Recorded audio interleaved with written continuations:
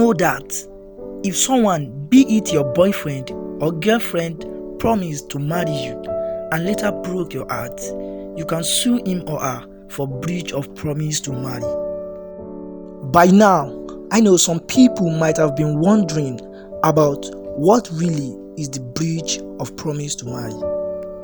A breach of promise to marry happens when one person promises to marry the other, but then opts to back out of the agreement. A promise to marry is legally enforceable in half of the states in the country, as long as the agreement meets the requirement of a contract. Not fulfilling a promise to marry is akin to a breached contract. One party is allowed to hold the other party liable for breaking the promise.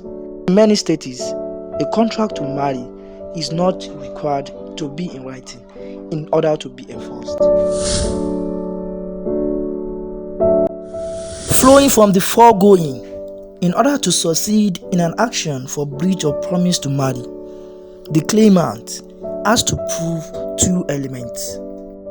These elements were clearly stated by the Supreme Court in the case of Enzena vs. Atta 2004. First, the party jilted must prove to the satisfaction of the court that there was in fact a promise to marry under the Matrimonial Causes Act in 1990 or under Islamic law or under customary law on the part of the other sex. Second, the party reneging has really and as matter of fact failed to keep the agreement of marriage. Because marriage is regarded as a very sacred institution both in our jurisprudence and in our sociology. Accordingly, an agreement to enter into a marriage should leave nobody in doubt as to the real intention of the parties to enter into a marriage.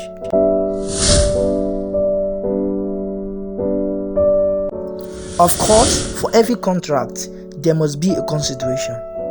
The consideration is an item of value that is exchanged between parties. This can be something physical, like money, or a mutual promise. In this contract, the mutual promise to get married is the consideration. However, there is no hard line rule when it comes to the type of damages recovered for a breach of promise to marry. Some of the damages could include: first, financial loss. The plaintiff could recover money for losses such as money from preparing for a wedding, the loss of a home, the loss of any quantifiable advantage that stemmed from the marriage. Second, compensatory. These damages are those pertaining to the plaintiff's mental or emotional state or reputation. Third, punitive. These damages could be awarded if the breach was done with fraud, force, or malicious intent. Bear it in mind that one party can win the suit, but it doesn't mean the other party is then forced to go through with the marriage. Instead, the victim will win monetary damages that will replace any out-of-pocket expenses laid out for the wedding.